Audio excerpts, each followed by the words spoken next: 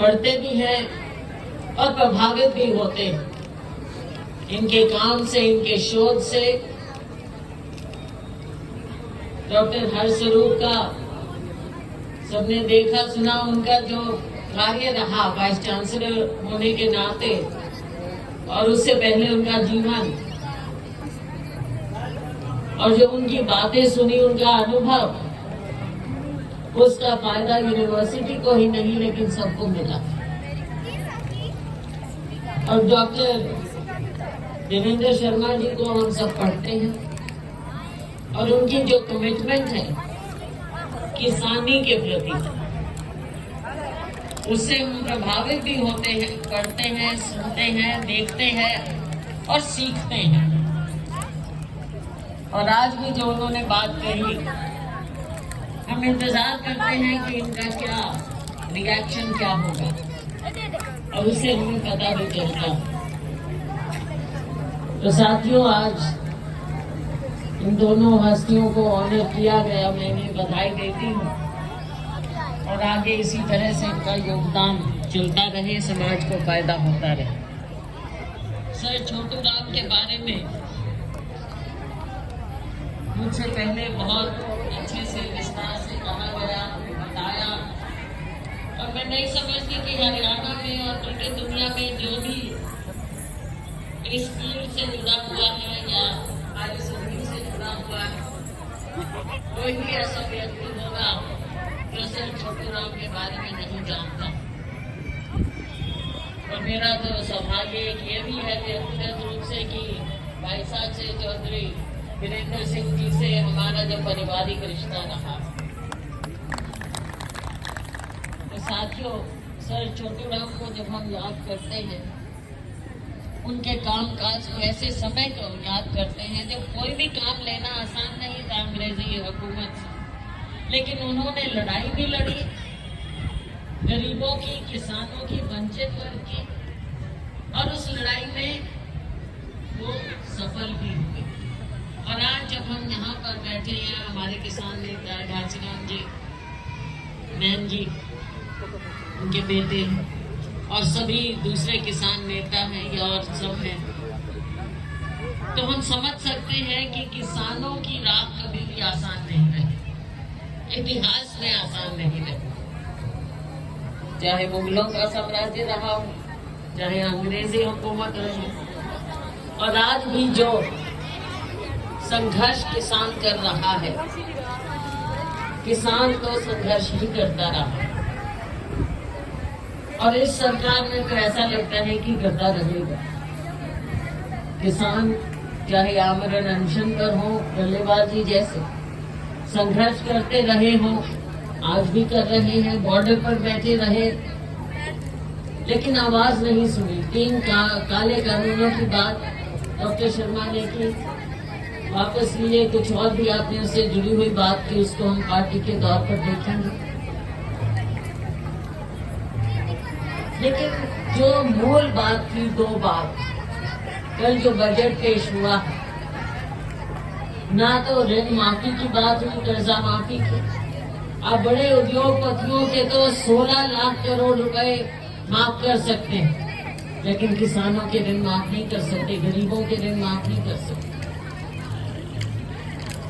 और बजट में इंतजार कुछ लोगों को था, हमको तो नहीं था। हमें मालूम था कि ये सरकार किसानों के एमएसपी के बारे में कुछ नहीं करेगी, और वही साबित हुआ करेगा। बजट बातें बहुत सी कही गई, लेकिन ना ऋण माफी की बात हुई जो 2 मूल बात थी, और ना एमएसपी को कानूनी दर्जा देने की बात हुई। सारा देश निराश हुआ है। अर्थव्यवस्था जहां से शुरू होती है अपनी जमीन से, उद्योग बाद में आता है, लेकिन जमीन से शुरू होती है, किसानी से शुरू होती है, मजदूरी से शुरू होती है, उसके बारे में कुछ नहीं। मनरेगा का बजट करता जाता है, किसान को आय दुगनी करने का वायदा जरूर किया गया, लेकिन आज वो बात भी नहीं कर रहे आय दुगनी करने की। तो ऐसा जो धोखा होता है अन्नदाता के साथ, देश कैसे आगे बढ़ेगा? जो ये ग्रोथ की बात करते हैं, कैसे ग्रोथ होगी? प्रोफेसर डॉक्टर शर्मा, आप तो अच्छी तरह से जानते हैं, अगर मूल रूप से जमीन से ग्रोथ नहीं निकलेगी तो देश की अर्थव्यवस्था कहाँ आगे बढ़ेगी? और आपने एक बहुत महत्वपूर्ण बात कही रोजगार की। दूसरे रोजगार की बात करते हैं किसानी को खत्म करने के लिए। किसानी में रोजगार है नहीं और सपना दूसरा आता है। अगर किसानों को सक्षम करेंगे तो देश तो अपने आप आगे बढ़े। तो इस बात पर सरकार की सोच, पॉलिसी होना चाहिए ताकि हमारा देश आगे बढ़े, हमारा गरीब आगे बढ़े, गरीबी रेखा से ऊपर उठे। एक और कहते हैं कि देश आगे बढ़ रहा है, दूसरी ओर कहते हैं कि 80 करोड़ लोगों को वो राशन दे रहे हैं। इसका मतलब 80 करोड़ तो है ही ना गरीब। तो फिर देश को आप आगे किसके लिए बढ़ा रहे हैं? क्या चंद लोगों के लिए? जो राहुल गांधी जी बात करते हैं, 2-4 लोगों को, उद्योगपतियों को आप उनकी आय बढ़ाते जाते हो और कहते हो देश आगे बढ़ रहा है। गरीब तो आगे नहीं बढ़ रहा, किसान तो आगे नहीं बढ़ रहा, युवा बेरोजगार घूम रहा, उसकी बात क्यों नहीं की जाती? हमारे जो बच्चे बैठे, होनहार बच्चे हैं, सपने हैं इनके, देश के निर्माण में ये भी हिस्सा डालना चाहते हैं, इतना टैलेंट है इनमें, क्या इनके भविष्य के बारे में सोचा जा रहा? ये आज सबको सोचना पड़ेगा। अच्छी अच्छी संस्थाओं में पढ़ते हैं बच्चे, उनके माँ बाप अपने सपने संजोए होते हैं अपने बच्चों के भविष्य के साथ। क्या उनका भविष्य उज्जवल किया जा रहा? बातें बहुत सी है करने की, लेकिन मैं धन्यवाद करना चाहूंगी सर छोटूराम ट्रस्ट का, बड़े भाई चौधरी वीरेंद्र सिंह जी का, जिन्होंने आज हमें तो बुलाया ही, हमें ऑनर किया है इस बात के लिए, साथ में महान हस्तियों को ऑनर किया और सबको हमको मिलने का मौका दिया है। नरवाना में प्रोग्राम रखा गया, इसके लिए मैं धन्यवाद करती हूँ कि सिरसा हल्के का हिस्सा है, जहाँ से यहाँ के लोगों ने मुझे सांसद बनाया और इस बहाने मैं इनका भी धन्यवाद करती हूँ कि आपने मुझे अपना सांसद बनाया। हमने मिलजुल कर आगे कार्य करना है, इलाके के लिए कार्य करना है, आवाज उठानी है।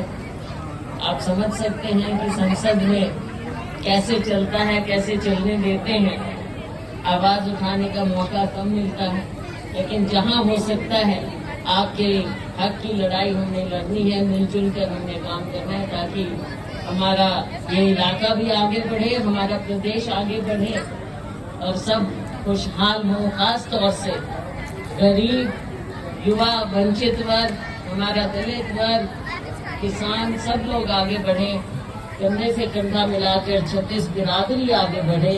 ये सपना हमने देखना है और उसे साकार भी करना है। मैं धन्यवाद करती हूँ आयोजकों का। आज कार्यक्रम बहुत अच्छा, बच्चों का हुनर भी देखा और हमारे जीवन रामकेश जी का ऊपर देखा, बहुत अच्छा टैलेंट हमने देखा रामकेश जी का, रुचि का। और कवि प्रदीप के बाद एक इतनी अच्छी कविता हमने सुनी जो बहुत अच्छे से आपने गाई। आपका बहुत बहुत धन्यवाद। बच्चों को भी बहुत शुभकामनाएं, आप सबको बहुत शुभकामनाएं। धन्यवाद। जय हिंद।